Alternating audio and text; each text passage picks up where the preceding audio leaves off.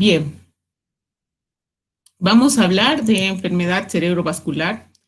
Ya, en realidad voy a grabar, pero esto ya está en su, o sea, ya está, ya hay un video y la voy a subir. Ya, entonces vamos a hablar de enfermedad cerebrovascular. Y para partir hay que decir, antes se conocía como accidente cerebrovascular, pero en realidad no es un accidente, ya, porque esto no ocurre de un día para otro ni súbitamente. Son enfermedades que llevan mucho tiempo de manifestaciones y muchas veces periodos largos asintomáticos.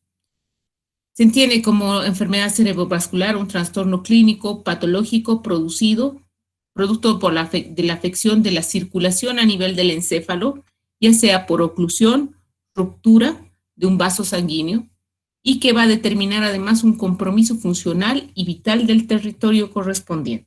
¿Ya?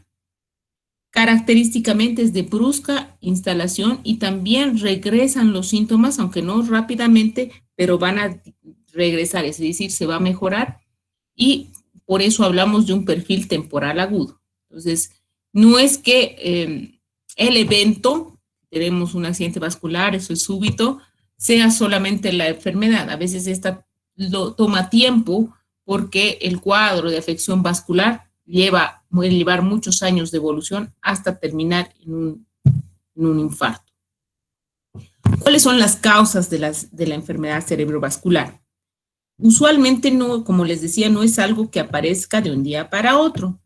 Resultan ser complicaciones serias de enfermedades en los vasos.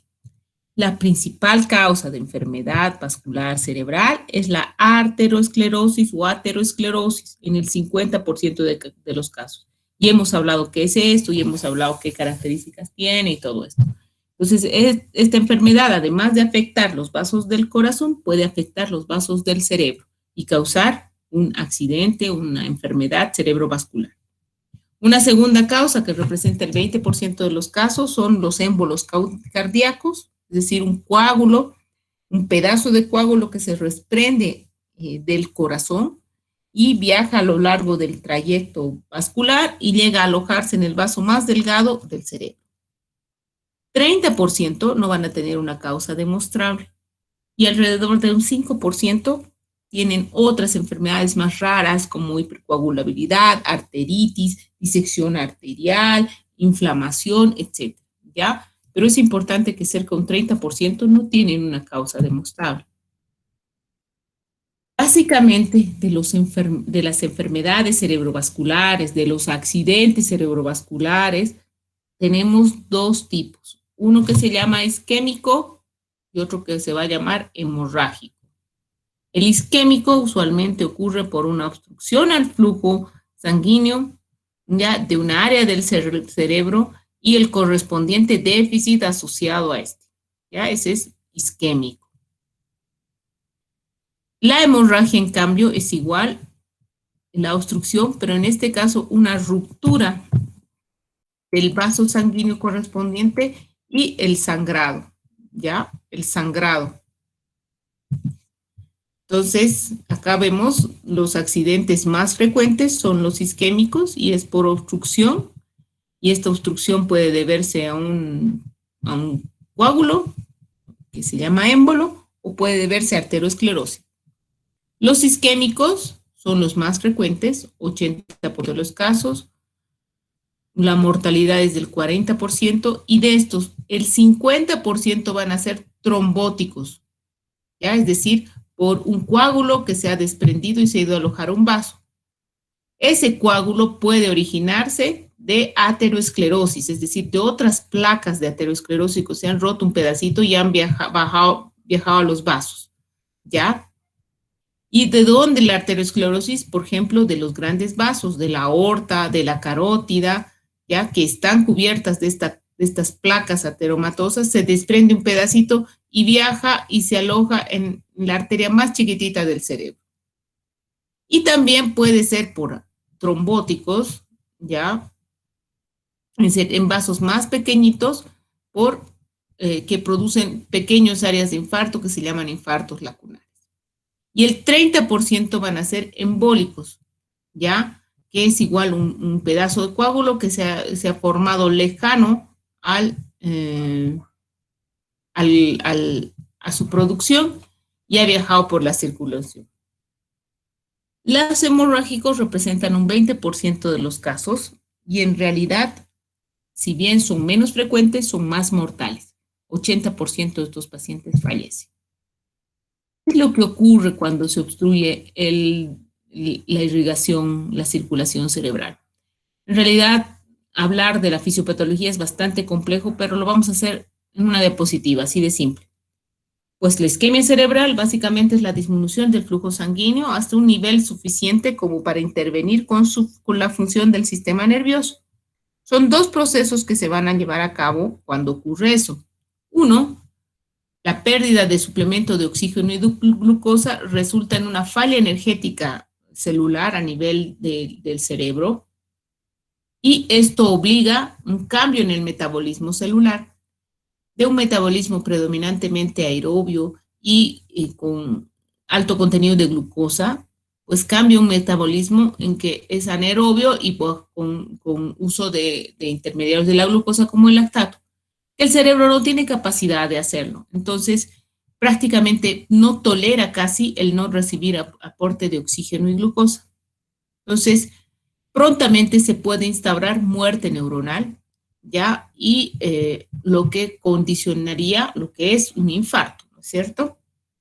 Entonces, básicamente cualquier situación que lleve a una disminución del oxígeno y la glucosa puede producir un infarto y puede ser desde obstrucción de un vaso, como hemos visto, un émbolo, un trombo, o otras circunstancias que van a producir una disminución más difusa de la distribución de oxígeno y glucosa al cerebro, como es la hipoxemia, ¿ya? La hipoglicemia, que igual representa un fallo energético, las alteraciones a nivel del flujo sanguíneo cerebral, distintas causas, ¿ya? Y además el estado de circulación del cerebro, ¿ya? Cómo están sus vasos.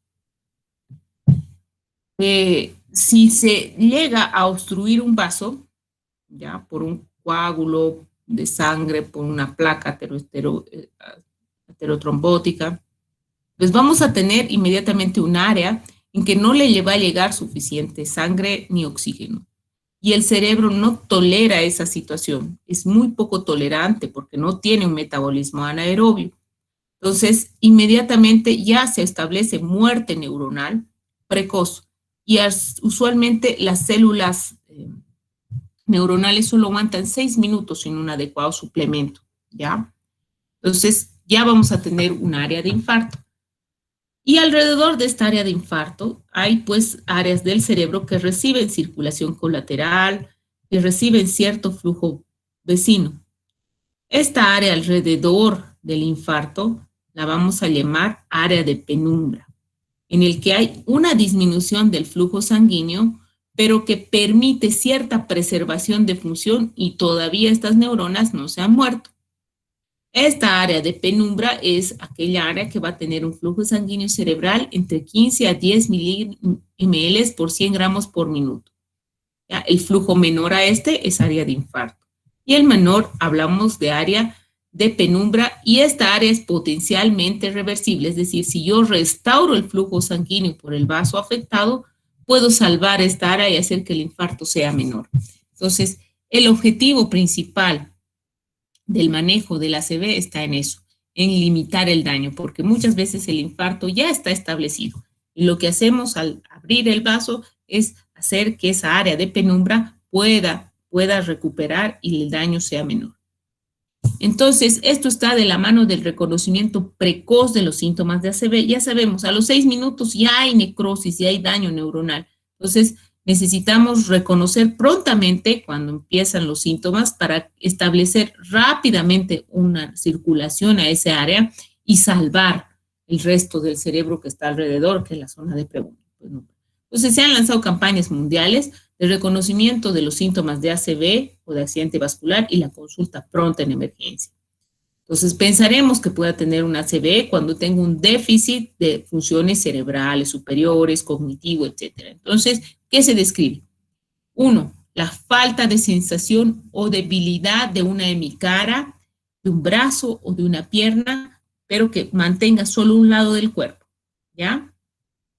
Que haya alteración en la conciencia, confusión, que el paciente se desoriente repentinamente, que tenga dificultades para hablar o entender, que tenga dificultades para ver, que tenga cefalea intensa, fuerte y que no sabemos de qué, nunca le había dolido la cabeza y le empieza a doler, y que tenga dificultades para caminar o alteraciones en el equilibrio. Ya, ese cuadrito es como para paciente, ¿eh? Eso es algo que todos los pacientes deberían saber y estar atentos. Entonces, signos en que hay una disminución en el movimiento de un hemicuerpo, de una hemicara, ya, eso se llama hemiparesia.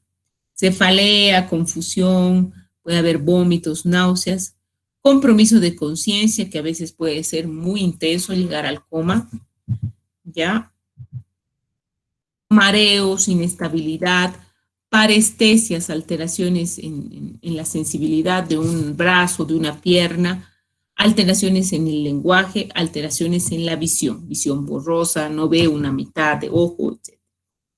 Entonces, cualquiera de estas situaciones clínicas nos sale indicando que puede haber una arteria atrapada y esto implicaría un accidente vascular o una enfermedad vascular. Y hay que actuar prontamente. Representa una emergencia médica esta patología, ya que el tratamiento inmediato, como hemos dicho, salva el cerebro. Si el accidente ha sido causado por un coágulo sanguíneo, que es un porcentaje importante, este coágulo se puede disolver con uso de fármacos que son trombolíticos, es decir, que disuelven los coágulos. ¿Ya? Pero para que se pueda recuperar el área de penumbra, destapando el vaso, tenemos que hacerlo antes de las 4 horas, ¿ya? Antes de las 4 horas, porque ese es el tiempo que se ha estimado que puede ser un flujo menor al cerebro reversible y recuperar la mayor parte de neuronas. Entonces, esto obliga a que todos, que se hagan campañas nacionales de concienciación sobre los síntomas del accidente vascular para su pronta conducta, para su pronto tratamiento, ¿ya? Una vez que el paciente ya ha tenido un infarto y está en recuperación, pues ya lo que queda es establecer medidas para que no le vuelva a pasar, porque como les decía, esto es una enfermedad sistémica, es una enfermedad que afecta a otros vasos como el corazón, entonces las medidas preventivas van orientadas a ambos órganos. Lo primero es modificar los hábitos nocivos, el tabaco, el alcohol, la obesidad, la dieta son factores que hacen que haya más producción de placas, de ateromatosis, por ejemplo. El control de la presión arterial. Es fundamental que la presión arterial esté en rango normal. Igual que la hiperlipidemia, la diabetes, el uso de antiagregantes plaquetarios en este tipo de pacientes puede ser muy útil porque evita la formación de trombos, de coágulos. Ya en otros cuadros podemos utilizar incluso antiagregantes plaquetarios o en algunos casos cirugía del área estrecha del vaso para que pase mejor. ¿Ya? Y pues las prevenciones básicas, una vida sana, dieta saludable, ejercicio físico, seguir las recomendaciones, son casi recomendaciones para todos. Bien. La enfermedad de Parkinson es una de las enfermedades neurodegenerativas más comunes, ¿ya? Se calcula con una prevalencia de 1 a 7 por 100 habitantes, o sea, bastante frecuente, y puede llegar a 8 a 18 por 100.000 habitantes. Es mucho más frecuente en varones y básicamente se caracteriza por la presencia de alteraciones motoras, asinesia, rigidez, temblor, secundario a la degeneración del sistema nigroestriatado, es decir, de la sustancia negra, con aparición de neuronas degeneradas que se llaman cuerpos de Lewy, ¿ya? Entonces, ¿qué es lo que produce el Parkinson? No hay una sola causa. Se cree que son múltiples factores que van a interactuar para que esa persona padezca Parkinson. Y van desde causas genéticas, hay muchos genes asociados, causas tóxicas, el envejecimiento, los factores tróficos, las alteraciones mitocondriales, la toxicidad por excitación de algunas toxinas a nivel de los ganglios de la base. Es decir, hay múltiples causas, pero quizás la más importante es la genética y el envejecimiento. La genética, que va a hacer que sea más frecuente en pacientes más jóvenes, y el envejecimiento, que es propio del deterioro normal, en que se va perdiendo la secreción de neurotransmisores que van a servir para regular las funciones de los ganglios basales. Entonces, ¿qué es lo que ocurre en estos pacientes de edad avanzada? Resulta ser que la edad avanzada, más de 60 años, 60, 70 años, es un factor de riesgo importante. Es normal que todas las personas vayan perdiendo células neuronales y entre ellas la principal de la sustancia negra. Entonces, esta pérdida inicia precozmente en la vida. Se dice que inicia a los 40 años con unas pérdidas insignificantes que más o menos son 4,8% por década. Los síntomas solo van a aparecer si hay una pérdida de la función neuronal entre un 60 a 80%. ¿Ya? Entonces, es una enfermedad degenerativa principalmente. ¿Cómo se produce? Usualmente las neuronas de la sustancia negra van a producir un neurotransmisor que es la dopamina. Esta dopamina va a actuar sobre ya el núcleo pálido, estimulando y produciendo la secreción del globus pálido, ya del cuerpo estriado, produciendo la inhibición para la secreción de la acetilcolina, ¿ya? Y esto hace que pues se regule y se module la transmisión del cuerpo estriado, ¿ya? Y de esa manera va regulando el ciclo y la función motora. Entonces, con la edad, como decía, el principal factor de riesgo, esta dopamina se va produciendo en menor cantidad, y esto hace que se pierda el control de esta actividad motora y aparezcan los síntomas. ¿Ya? Entonces, usualmente la sustancia negra se ve así, y ya después pues se pierde esas neuronas. Clínicamente, la pérdida de estas neuronas y la pérdida de la inhibición sobre el cuerpo estriado va a producir 3 síntomas característicos: el temblor de reposo, la bradicinesia o acinesia, que es en el fondo disminución de los movimientos, la rigidez del cuerpo y la inestabilidad corporal. Entonces, nuevamente, el temblor en reposo, la bradicinesia, acinesia, la rigidez y el temblor o la inestabilidad postural. ¿Qué es el temblor? El temblor, que en el Parkinson es un temblor de reposo, es un movimiento oscilatorio, 4 a 6 Hz, que afecta las manos, labios, lengua, mandíbula, rara vez la cabeza, siempre es más distal y es asimétrico al inicio. Es la forma más frecuente de presentación del Parkinson. Vamos a ver. ¿Dónde está? En el video vamos a ver. Ahí está un temblor, ¿no es cierto? Cuando el paciente está en reposo, aparece el temblor. La bradicinesia, el segundo síntoma, es un enlentecimiento generalizado de los movimientos. Es la manifestación más incapacitante de la enfermedad. Esto va a resultar de la pérdida del mecanismo inhibitorio de la dopamina, y esto genera indirectamente una actividad disminuida del globus pálido. ¿Ya? La bradicinesia va evolucionando a lo largo de la enfermedad y usualmente el síntoma más importante aparece a nivel de los músculos de la cara, con hipomimia facial. Empiezan a disminuir los gestos, las sonrisas, el parpadeo. A medida que avanza la enfermedad, también se acompaña de alteraciones en el lenguaje, un lenguaje monótono y tono bajo, que se cansa fácilmente, la escritura se deteriora, empieza a hacer microletras, micrografía, tiene alteraciones en el equilibrio y en la postura. La rigidez La rigidez se refiere al aumento de tono y la resistencia a las movilizaciones pasivas. En el Parkinson es un síntoma llamativo y usualmente va acompañado con el temblor y forman el signo de la rueda dentada. Otros síntomas motores son, como hemos dicho, la inestabilidad postural y las alteraciones en la marcha. La marcha en realidad tiene un patrón muy especial, de pasos pequeños, casi no hay giro, no hay mano o sea, no descomponen el giro, no pueden girar, no hay braceo al caminar, las manos se quedan pegados. Existen periodos que se llaman de congelación o de bloqueo, que es cuando tiene que iniciar la marcha, le cuesta incorporarse, levantarse e iniciar la marcha, o a veces durante la caminata ocurre hay un obstáculo, entonces eso genera también una dificultad, ¿ya?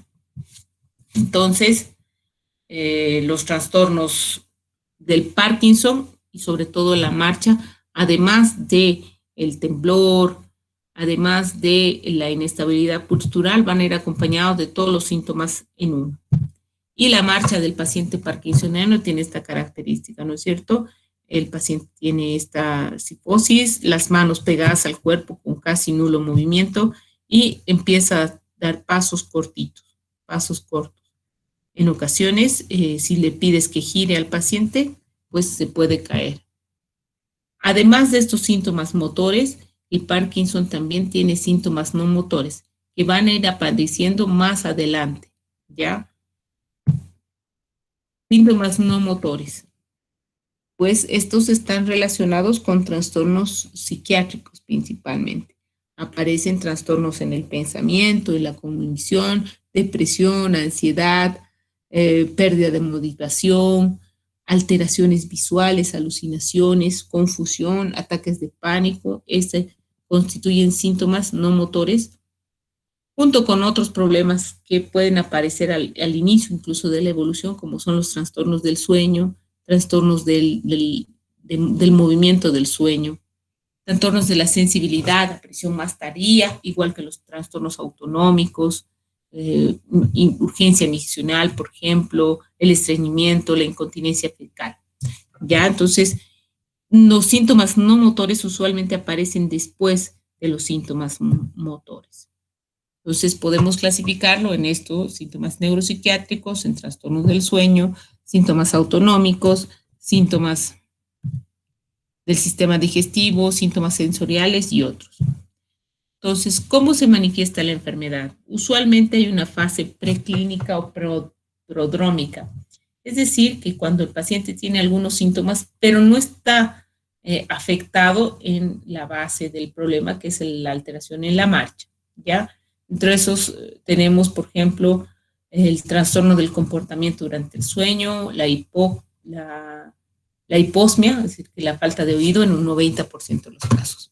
A medida que avanza la enfermedad, ya tiene una fase en la que está leve, pues se van a agregar alteraciones motoras. La micrografia, la lentitud en el pensamiento, la lentitud en el movimiento, cansancio, a veces dolor de cabeza, dificultad en la expresión hablada y la aparición de los síntomas clásicos, ya que a medida que avanza la enfermedad aparecen la rigidez, el temblor, la bradicinesia. A medida que pasan los años, en realidad ya con rangos de 10 años, un poco más, aparecen otros problemas relacionados con el habla, la voz se vuelve suave, hay alteraciones en el sueño, ya la acinesia y la bradicinesia se hacen más importantes acá. Y después de los 10 años, en general, pueden ir apareciendo las manifestaciones no motoras, que son las que van a causar finalmente el deterioro más importante de la persona. Entonces, la enfermedad de Parkinson tiene un diagnóstico clínico, pero existen algunos criterios que van a ayudar a diagnosticarla y pues la presencia de los signos sin síntomas. Una de estas es que mejora significativamente con un tratamiento que es la L-Dopa, que es un agonista de la dopamina. Ya, entonces aquí vamos a ver algunos ejemplos de la enfermedad de Parkinson.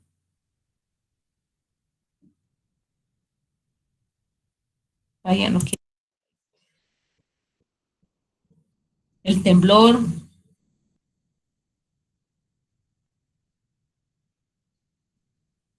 Temblor, ¿está?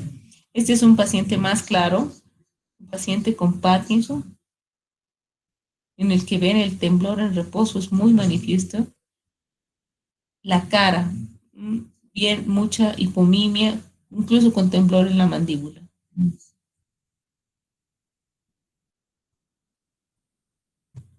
Ya una lentitud en la iniciación de los movimientos. Vamos a ver acá, vamos a adelantar un poco el video, ahí está. Paciente sentado, le piden que toque, que haga una acción y el temblor desaparece. Ya, pero cuando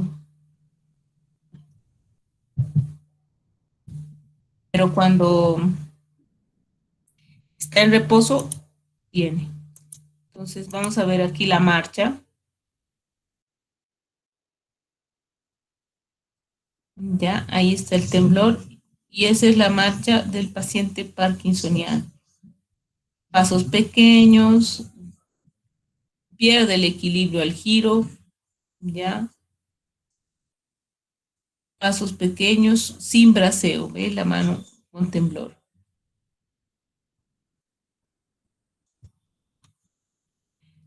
Se mejora la marcha si nosotros ponemos alguna pista en el piso, ya, porque ahí interviene la vista y puede corregir. Mire, mucho mejor.